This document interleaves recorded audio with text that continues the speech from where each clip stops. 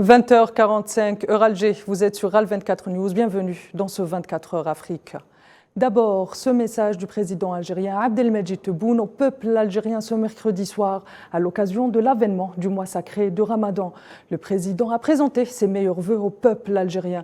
Il a par ailleurs exhorté les commerçants à faire preuve d'esprit de fraternité et de solidarité conformément aux valeurs de l'islam. Il a également réaffirmé que l'État avait pris toutes les dispositions permettant l'approvisionnement permanent du marché, garantissant ainsi le bien-être du citoyen. Et à la veille du début de ce mois sacré de Ramadan, le président algérien a également échangé ses vœux avec ses homologues mauritaniens et tunisiens. Abdelmejid Tebboune n'a pas manqué de souhaiter au peuple frère bien-être, santé et davantage de progrès.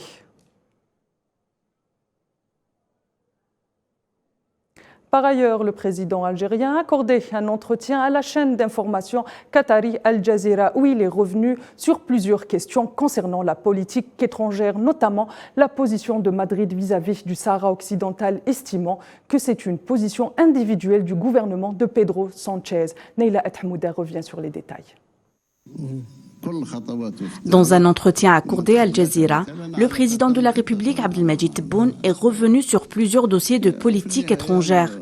En premier lieu, le chef de l'État a précisé que les relations entre l'Algérie et le Maroc ont atteint un point de non-retour. La position adoptée par l'Algérie est une réponse à l'hostilité et à la malveillance du Maroc.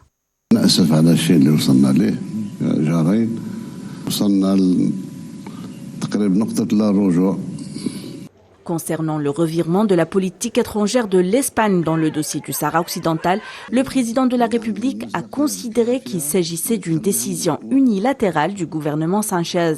L'Espagne a oublié son rôle d'autorité administrante de l'ancienne colonie et de ce fait, elle doit assumer ses responsabilités envers le peuple sahraoui. إسبانيا كان من المفروض تقعد في الحياد وهذاك هو الشأن. ولكن انحازت إلى المغرب في موضوع الصحراء الغربية. مش انحازت بتصرفات اللي ما تعفيهاش من المسؤولية تاعها وكانت تصرفات سرية.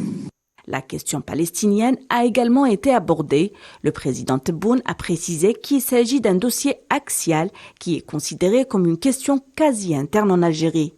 Par ailleurs, et concernant la crise en Ukraine, Abdelmejid Tebboune a affirmé que l'Algérie a les capacités de jouer un rôle de médiation dans la résolution du conflit en Ukraine, l'Algérie ayant suffisamment de compétences pour accomplir cette mission.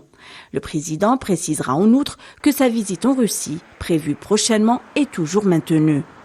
الجزائر ما بين الدول القلائل اللي عندهم المصداقية الكافية اللي تخليهم وسيط. الجزائر تكون وسيط في كثير من النزاعات حتى النزاعات اللي ماهيش في افريقيا في القاره نتاعنا ولا. Sur le dossier français, le président de la République, Abdelmejid Tebboune, a qualifié les relations algéro-françaises comme étant fluctuantes, soulignant toutefois que l'ambassadeur de l'Algérie repartira bientôt à Paris.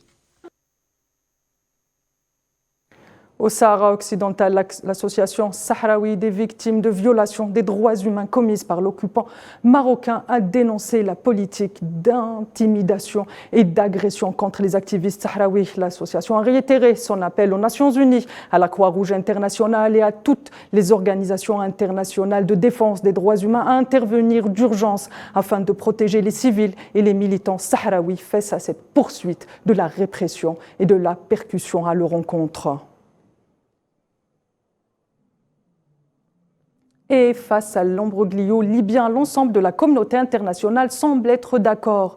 Seule solution, un scrutin général libre et transparent peut être une solution pérenne garantissant non seulement le droit du peuple libyen, mais aussi le retour à l'ordre constitutionnel. Semble ombre au tableau, en plus des mésententes libyennes, la concurrence de la communauté internationale pour être le chef de file de cette réconciliation dans le pays. Khadija Khadaoui. La solution est à portée de main. Un scrutin général, libre et transparent, est la seule feuille de route capable de sortir la Libye de l'imbroglio qui la mine depuis le report signé des élections législatives et présidentielles initialement prévues pour le 24 décembre 2021. Cette solution est évidente non seulement pour les Libyens eux-mêmes, mais aussi pour l'envoyé spécial de l'ONU pour le pays, mais aussi pour la communauté internationale. Si sur le fond l'accord est évident, sur la forme, en revanche, c'est une autre question. Sur ce dossier, les initiatives se multiplient et se contredisent, creusant de plus en plus le fossé entre la Cyrénaïque et la Tripolitaine. Pire encore, chaque puissance étrangère impliquée dans cette région du continent africain semble vouloir être la superpuissance sauveuse de la Libye. Un sauvetage qui garantit évidemment des intérêts économiques et géopolitiques plus intéressés. Cela dit, l'escale libyenne de la sous-secrétaire d'État américain pour les affaires du Proche-Orient, Barbara Leaf, ouvre une porte d'espoir. Barbara Leaf a ainsi réaffirmé la nécessité d'inclure dans la démarche internationale les pays voisins et même les institutions continentales. Un point important pour les approches panafricaines qui favorisent une sortie de crise, construite sur un processus libo-libyen mettant en avant les intérêts du peuple libyen, déjà meurtri par 12 ans de guerre, d'intervention étrangère et rivalité Est-Ouest. Selon bon nombre d'observateurs, la diplomatie américaine, pour contrecarrer l'influence d'autres puissances, met sur la table la carte de la médiation et veut appuyer la solution afro-africaine, gardant toujours dans son viseur les intérêts hégémoniques d'une puissance qui perd de plus en plus son statut. Direction l'Éthiopie à présent, où un pas important vient d'être franchi pour consolider l'accord de paix signé entre le Front de libération du peuple du Tigré et le gouvernement fédéral. Le Parlement a retiré de la liste noire du pays les rebelles du Tigré. Safouane Ben Sabri. C'est doucement mais sûrement que l'Éthiopie entreprend sa marche vers la concorde. Un pas important vient d'être franchi.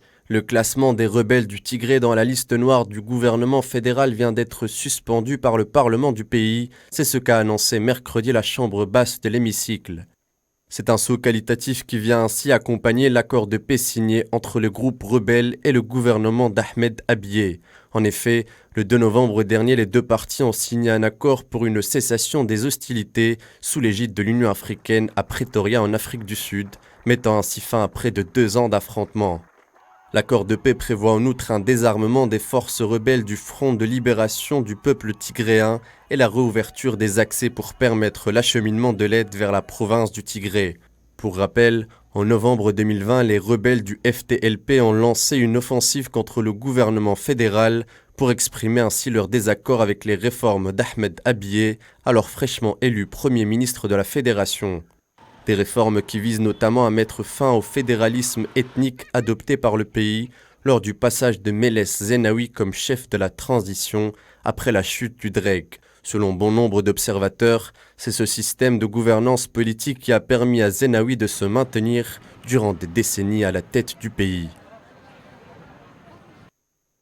Madame, Monsieur, c'est la fin de ce point de l'actualité africaine. Je vous donne rendez-vous demain à 21h40, horaire spécial Ramadan.